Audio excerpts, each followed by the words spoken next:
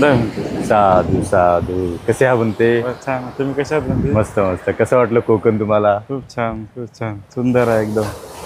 Buddha broadcast YouTube चॅनलच्या सर्व श्रोतावर्ग आणि धम्मश्रावक माझ्यासोबत आहेत पूजनीय भंते बी बोधिशील स्थवीर औरंगाबाद.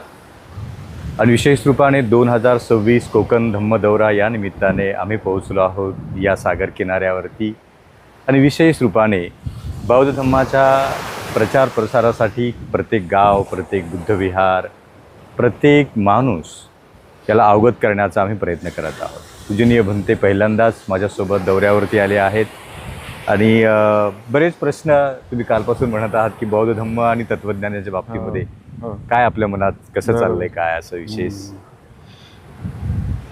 तर मी त्याबद्दल तुम्हाला विचारत होतो की आपलं म्हणजे महाराष्ट्रीयन बौद्ध धर्म म्हणजे बाबासाहेबांनी आपल्याला जो बौद्ध धर्म दिलेला आहे तो, आणि जे आजकालच्या म्हणजे भारतातीलच काही लोकांमध्ये जी भावना आहे बौद्ध धर्माविषयी, जसं की ते म्हणतात की भगवान बुद्ध हा विष्णूचा अवतार आहे, आणि आपण म्हणतो बाबासाहेब म्हणतात की हा खोटा आणि खोडसर प्रचार आहे. बरोबर. तर मग याच्यामध्ये जर आपल्याला त्या गोष्टीला जर खोडून सांगायचं असेल तर आपण कुठल्या रीतीने, कुठल्या पद्धतीने सांगू शकतो की बा हे खोटा आणि खोडसार प्रचार आहे? नाही, मुळात कसं आहे की बुद्धच म्हणतात, आपल्याकडे त्याचं उत्तरच नाही ना त्याच्यामुळे. नाही, बुद्धांनीच म्हटलेलं आहे की अवतारवाद नाही आहे. बरोबर. मी स्वतःच माता पित्याच्या पोटी जन्माला आलेला एक मनुष्य आहे. एक मनुष्य बोधिसत्व बनतो, एक बोधिसत्व बुद्ध होतो. बुद्ध होण्याच्या अगोदर बोधिसत्व होण्याच्या अगोदर माणूस म्हणून जन्माला येणं अत्यंत गरजेचं आहे. म्हणजे याचाच अर्थ अवतारवादाचा स्वीकार केला असता तर अवतार जन्म नाही घेत, तो अवतार घेतो. आणि बुद्ध या विषयाचं इथे खंडन करतात की अवतारवाद बुद्धत्वाकडे घेऊन जाऊ शकत नाही. अवतारवादाने विज्ञानाला खंडित केल्या जाते की जन्म घ्यायचाच असेल तर माता पिता लागतात, निसर्गाचा नियम लागतो, मनुष्य जन्म घेतो. जन्माला आलेला तो एक मनुष्य अनंत पराकाष्ठा करून अनेक पारमितांचं पालन करून बोधिसत्व होतो. आणि बोधिसत्वाच्या जीवनातला अंतिम कळस बुद्धत्व, त्या बुद्धत्वाचा एक बोधिसत्व साक्षात्कार करतात आणि ते बुद्ध होतात. म्हणजे बुद्ध होण्याची एक वैज्ञानिक शास्त्रीय कसोटीवर आधारित असलेली एक प्रक्रिया आहे. अवतारवादासाठी कोणत्याही कसोटीची गरज नाही. अवतार हा अवतारच आहे. आणि म्हणून बौद्ध धर्मामध्ये जसं तथागत शास्त्र बुद्धांनी आपल्याला म्हटलं की अवतारवाद आणि बौद्ध धर्म याचा दूरपर्यंत कोणताही संबंध दिसून येत नाही. आणि म्हणून जर कोणी भारतामध्ये किंवा भारताच्या बाहेर बुद्धांना अवतारवाद म्हणून संबोधित असेल तर तिथे बाबासाहेबही त्याचं खंडन करतात, बुद्ध तत्त्वज्ञानही खंडन करते. आणि म्हणूनच डॉक्टर बाबासाहेब आंबेडकरांनी बुद्ध आणि त्यांचा धम्म या ग्रंथात स्पष्टपणे लिहिले आहे की बुद्ध अवतार नाही आहेत. बुद्ध एका माता पित्याच्या पोटी जन्मलेला एक महापुरुष आहे. दसपारमिता, दसभूमी, दसबल या अवस्थांना आणि या अवस्थांच्या कसोट्यावरती पूर्ण करून त्यांनी बुद्धत्वाचा साक्षात्कार केला. आता बुद्धत्वाचा साक्षात्कार कोणीही नाही करू शकत. तोच करू शकतो की ज्या महापुरुषाला पूर्णतः बोधीच्या बलाचा साक्षात्कार झाला.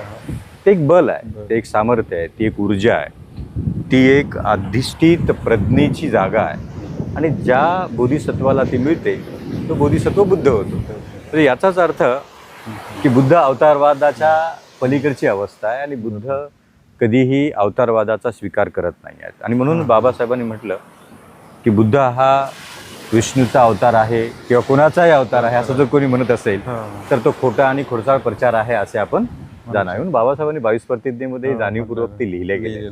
आणि आपण प्रचारक म्हणून मला वाटते की याच्यावरतीच आपण भर दिला पाहिजे की तथागत शास्ता बुद्ध हे अवतार नसून ते एक प्रज्ञेची जागृत अवस्था आहे. आणि त्या प्रज्ञेला प्राप्त केलेला एक बुद्ध जगाला दुःख नष्ट करण्याचा मार्ग देतो. Buddha is not God. God. Buddha is not Parmeshwara. Buddha is not charismatic personality. God. Buddha is only guide for nature, for society, how to abandon all sorrows. बरोबर. So if you want to come out from sorrows, so Buddha said, come to me. I will show you the way how to abandon sorrows, how to come out from sorrows. So Buddha is not God, Buddha is guide. Right. Buddha is not Parameshwara, Buddha is teacher. Buddha is not charismatic personality, but Buddha is scientist. बरोबर. म्हणून शोध लावलेलं सत्य या जगाला देणारा एकमेव महापुरुष म्हणजे बुद्ध. बुद्ध. आणि म्हणून ते पण अवतार वाटतात. आपल्या या भारत देशामध्ये समजा आपण म्हणजे सायंटिफिकरित्या किंवा आणखीन कुठल्याही तत्त्वज्ञानाच्या माध्यमातून आपण समजू शकतो की भगवान बुद्ध हे नाही आहेत विष्णूचे अवतार.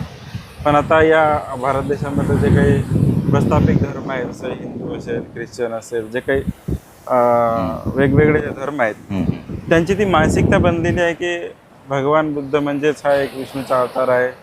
आणि आपण जसं बाबासाहेब आंबेडकरांनी आपल्याला या हिंदू पासून वगळून आपल्याला बौद्ध धर्मामध्ये आणलं, तर ते म्हणतात की वेगळं काहीच नाही, हे पुन्हा त्याच्यातच आलेले आहेत. म्हणजे आपण नाही, या लोकांचा हा प्रयत्न राहणार आहे. हां बुद्ध धम्म तर मग त्याच्याबद्दल दुसरे कसं? काही नसून ही एक हिंदू धर्माची शाखा आहे शाखा असं म्हणणाऱ्या लोकांचा तो जाणीवपूर्वक प्रचार असू शकतो आहे ना. हां की जगात मान्यता मिळालेला प्रदीर्घ तत्वज्ञान आणि इतिहास असलेला हां हां धम्म हा केवळ बुद्धाचा विचार आहे. बरोबर. आणि तो बुद्धाचा विचार आपल्यापासून दूर जाऊ नये म्हणून ते सातत्याने हे प्रयत्न करत राहणार. परंतु त्यांचा प्रयत्न असणं हे नैसर्गिक आहे बरोबर. की प्रसिद्ध तत्वज्ञान, सर्वसमावेशक तत्वज्ञान, कठीण खडतर तपश्चर्या करून मिळवलेलं तत्वज्ञान सहज जर आपल्यासोबत जोडायचं असेल तर त्याला मेहनत लागत नाही, बरोबर. कष्ट लागत नाही, त्याला काही, मग तो आमचाच भाग आहे. बरोबर. सो बौद्ध तत्वज्ञान दुसरे तिसरे काही नसून बरोबर. हे केवळ हिंदू धर्माची किंवा एक इथल्या शाखा आहे. शाखाची ती शाखा आहे बरोबर. असं म्हणून ते लोक त्याच्यावरती तसं वार करू शकतात. हां हां परंतु ते तथागत बुद्धाच्या साधनेतून तयार झालेलं तत्वज्ञान आहे हे ज्यावेळेला आपण सांगतो तेव्हा त्याचा लाभ होऊन जातो.